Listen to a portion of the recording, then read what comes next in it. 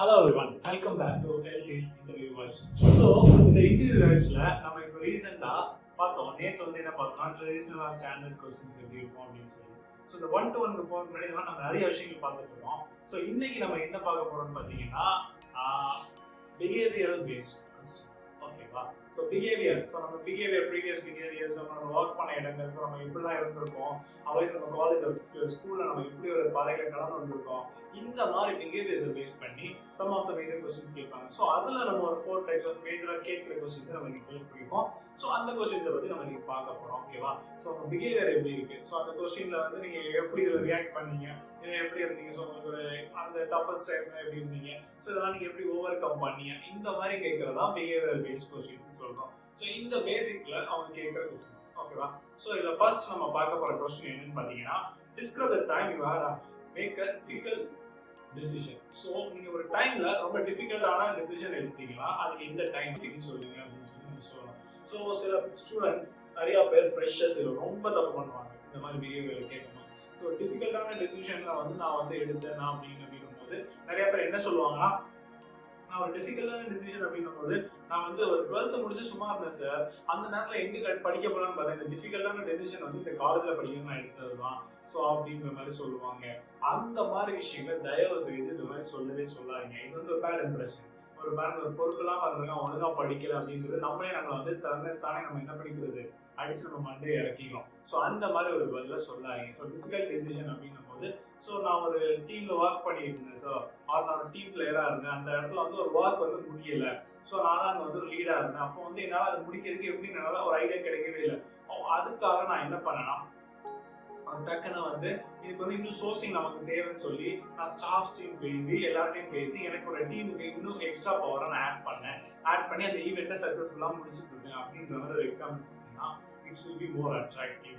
ஓகேவா? நம்ம கைண்ட்னஸ் தான் நம்ம ஆட் பண்ணிப்போம், நம்ம ரெக்வஸ்ட் பண்ணிப்போம், இந்த மாதிரி விஷயங்கள் எல்லாமே அங்கே நமக்கு ரொம்ப ப்ளஸ்ஸாக ஆகிறது சான்ஸ் இருக்கு. ஓகேவா? So next tell me about the time you work under the deadline. So இந்த ஒர்க் அண்டர் த டெட்லைன் தான் நம்ம பசங்க வேற வேலை ஆன்சர் சொல்லுவாங்க. எப்படி தெரியுமா சொல்லுவாங்க, சார் டெட்லைன் நான் ஒர்க் பண்ணியிருக்கேன் சார், என்னோட செமஸ்டர் எக்ஸாமுக்கு நான் படிக்கவே இல்லை சார், கரெக்டாக அதுக்கு முந்தின நாள் நைட்டு தான் சார் போய் படித்தேன், புக்கை எடுத்து எல்லா கொஸ்டினும் படித்தேன், எல்லாத்துக்கும் ஆன்சர் போட்டேன் சார், சூப்பராக சார், அவ்வளோதான் சார் நான் முடிச்சிட்டேன் பக்கா அப்படிமா. ஸோ இந்த மாதிரி ஒரு பதில் சொன்னா முடிஞ்சு போச்சு, வேலையை தர மாட்டாங்க. ஏன்னா நம்ம வந்து டெட்லைன்ல ஒர்க் பண்றாங்கன்னா அவனுக்கு பிடிக்காது. ஸோ பிகாஸ் நம்ம வந்து ஒரு ஒர்க் அப்படின்னு வரும்போது உனக்கு படிக்க அவ்வளோ டைம் கொடுத்துருக்காங்க, 6 months கொடுத்துருக்காங்க.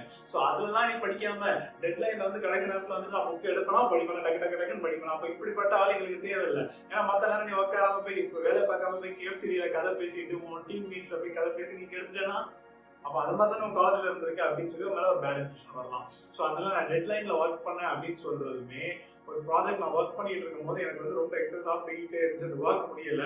ஸோ அந்த நேரத்தில் அது ஒரு எக்ஸஸ் ஒர்க் வந்துச்சு என்னோட காலேஜ் ப்ராஜெக்ட்ல. ஸோ எக்ஸஸ் ஒர்க்னா நாங்கள் ஒரு எக்ஸ்ட்ரா ஒரு ஃபீச்சர் அதில் ஆட் பண்ண சொல்லி ஸ்டாஃப் வந்து லாஸ்ட் எப்போ சொன்னாங்க. ஸோ அதை எப்படி முடிக்க எங்களுக்கு தெரியல. அந்த நேரத்தில் நான் ஈச் டே பார்க்காம நாங்கள் எல்லாருமே ஒர்க் பண்ணோம், டீம்ஸ் டிஸ்கஸ் பண்ணோம், நாங்கள் மீட்ஸ் நிறைய போனோம், நிறைய அதை அனலைசிஸ் பண்ணோம், நிறைய ஜேர்னல்ஸ் ரைட் பண்ணோம். இந்த மாதிரி டிஃப்ரெண்டாக டெக்னிக்கலாக சொன்னீங்கன்னா இன்னும் இவங்க கெட் மோர் அட்ராக்டிவ். ஸோ இது வந்து இதே வந்து டெக்னிக்கலாக ஒரு கம்பெனியில் இருக்கவங்க அவங்களோட ப்ராஜெக்ட்ஸ் ஒர்க் பண்ணுறத பற்றி அவங்க சொல்லுவாங்க. ஓகேவா? So next, what do you when a team member is not pulling his or her weight? So இந்த மாதிரி ஒரு கொஸ்டின், உங்களோட டீம்ல உள்ள யாராவது ஒருத்தா ஒரு விஷயத்தை நீங்க கொடுக்குறீங்க, அந்த வேலையை அவங்க பண்ணல அப்படின்னும் போது நீ என்ன பண்ணுவ அப்படின்ற மாதிரி ஒரு பேசிக்கா ஒரு கொஸ்டின் கேட்குறாங்க. ஸோ அந்த இடத்துல அப்படி ஒரு கொஸ்டின் கேட்கும் போது, சார் அவ்வளோதான் சார், நெட்டி மட்டும் தூக்கிடுவேன், போப்போ வெளியே போ அப்படின்ற மாதிரி உடனே ஆங்கரா சொல்லாதீங்க.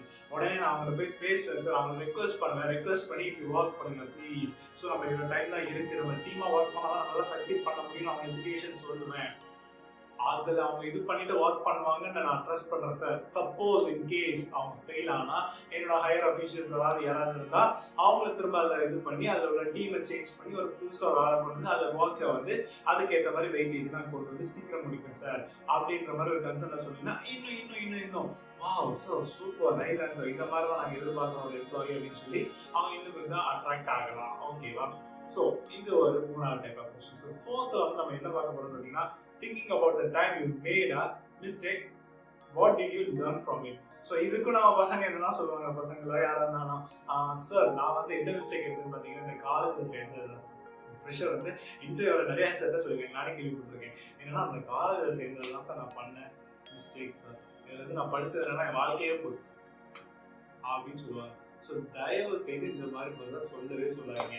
ஸோ நான் பண்ண மிஸ்டேக் அப்படின்னு நினைச்சேன்னா சார், நான் வந்து ஒரு படிக்காமல் இருந்துட்டேன். படிக்காமல் இருந்தேன்னா மேபி ஒரு அரியர்ஸ் இருக்கலாம், மார்க்ஸ் கம்மியாகலாம், கிரேட் கம்மி ஆகிடுச்சு சார்.